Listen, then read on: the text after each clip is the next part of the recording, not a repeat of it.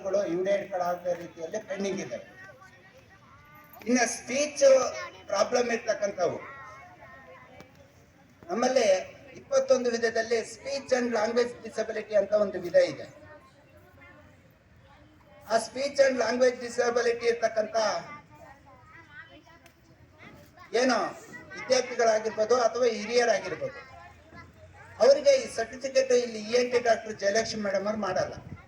ಯಾಕಂದ್ರೆ ಅವರು ಪೆಥಾಲಜಿಸ್ಟ್ ಹತ್ರ ನಮ್ಗೆ ಸ್ಪೀಚ್ ಇಂದು ನಮ್ಗೆ ರಿಪೋರ್ಟ್ ಬೇಕು ಅಂತ ಕೇಳ್ತಾರೆ. ಕಿವಿ ಮಾತು ಬಂದು ಕಿವಿ ಕೇಳಿಸ್ತಾ ಇದ್ರೆ ಅವ್ರಿಗೆ ಆಡಿಯಾಲಜಿಸ್ಟ್ ಹತ್ರ ಆಡಿಯೋಗ್ರಾಮ್ ಮಾಡಿಸಿ ನಾವು ಸರ್ಟಿಫಿಕೇಟ್ ಮಾಡ್ತಾರೆ. ಆದ್ರೆ ಸ್ಪೀಚ್ಗೆ ಸಂಬಂಧಪಟ್ಟಂತೆ ಇಲ್ಲಿ ಸರ್ಟಿಫಿಕೇಟ್ ಆಗ್ತಾ ಇಲ್ಲ.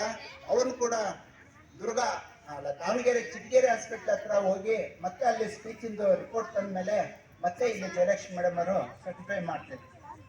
ಈಗ ಹಲವಾರು ಕಾರಣಗಳಿಂದ ಒಂದು 1200, 250, 300 UDID ಕಾರ್ಡ್ ಪೆಂಡಿಂಗ್ ಇದ್ದಾವೆ.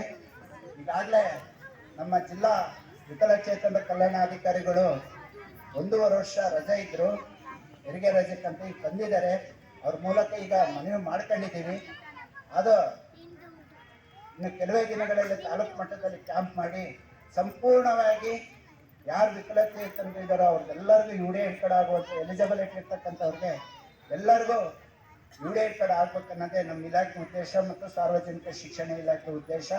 ಅದು ಮುಂದಿನ ದಿನಗಳಲ್ಲಿ ಆಗುತ್ತಂತ ಈ ಸಂದರ್ಭದಲ್ಲಿ ನಿಮಗೆ ಭರವಸೆ ಕೊಡುತ್ತಾ, ಮತ್ತು ಇನ್ನೊಂದೇನಪ್ಪ ಅಂದರೆ ಈಗ SSP ಕೋರ್ಟ್ನಲ್ಲಿ ಈ ವರ್ಷ ಸ್ಕಾಲರ್ಶಿಪ್ ಅನ್ನು ಕಾಲ್ ಮಾಡಿದ್ದಾರೆ.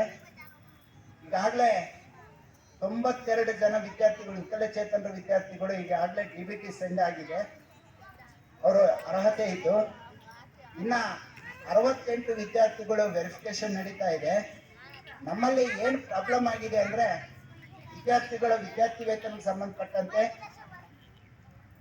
ಸ್ಟಾರ್ಟಿಂಗ್ನಲ್ಲಿ ಫಸ್ಟ್ ಸ್ಟ್ಯಾಂಡರ್ಡ್ಗೆ ನೀವು ಅಡ್ಮಿಷನ್ ಆದಾಗ ನೀವು ಆನ್ಲೈನಲ್ಲಿ SSP ಕೋರ್ಟ್ನಲ್ಲಿ ಸ್ಕಾಲರ್ಶಿಪ್ಗೆ ನೀವು ಎನ್ರೋಲ್ ಮಾಡಿಸಿರ್ತೀರ. ಆದರೆ ಅಲ್ಲಿ ಎನ್ರೋಲ್ ಮಾಡಿಸ್ಬೇಕಾದ್ರೆ ಇವರು PHP ವಿದ್ಯಾರ್ಥಿ ಅಂತ ಹೇಳಿ ಎನ್ರೋಲ್ ಮಾಡಿಸಿರಲ್ಲ. ಒಂದು ವೇಳೆ ಮಾಡಿಸಿದ್ರು ಅಲ್ಲಿ UDID ಕಾರ್ಡ್ ನಂಬರ್ ಕೇಳಿರುತ್ತೆ. UDID ಕಾರ್ಡ್ ನಂಬರು ನಿಮ್ಮ ಹತ್ರ ಇರಲಿಲ್ಲ ಅವಾಗ. ಆ ಸಂದರ್ಭದಲ್ಲಿ ನಮಗೆ ಭಾಳಷ್ಟು ವಿದ್ಯಾರ್ಥಿಗಳಿಗೆ, ಈಗ ನಾವು ನೋಡಿದಾಗೆ ಏನು 560 ವಿದ್ಯಾರ್ಥಿಗಳಿದ್ದಾರೆ, ಅವರಲ್ಲಿ ಭಾಳಷ್ಟು ವಿದ್ಯಾರ್ಥಿಗಳು UDID ಕಾರ್ಡ್ ಎಂಟ್ರಿ ಹಾಕ್ಸ್ತಾನೆ ಅತ್ಲಾಗೆ ಅವ್ರಿಗೆ ಸಂಬಂಧಪಟ್ಟ ಸಮಾಜ ಕಲ್ಯಾಣ, SC ST ಅವರಿಗೆ ಸಮಾಜ ಕಲ್ಯಾಣ, ಮೈನಾರಿಟೀಸ್ ಆಫೀಸ್ನಲ್ಲಿ ಮತ್ತು BCM ಸಂಬಂಧಪಟ್ಟಂತೆ BCM ಇಲಾಖೆಯಿಂದ ಸ್ಕಾಲರ್ಶಿಪ್ ಅತ್ಲಾಗೂ ಬರಲ್ಲ, ನಮ್ಮ ಡಿಪಾರ್ಟ್ಮೆಂಟ್ನಲ್ಲೂ ಬರ್ತಾ ಇರಲ್ಲ.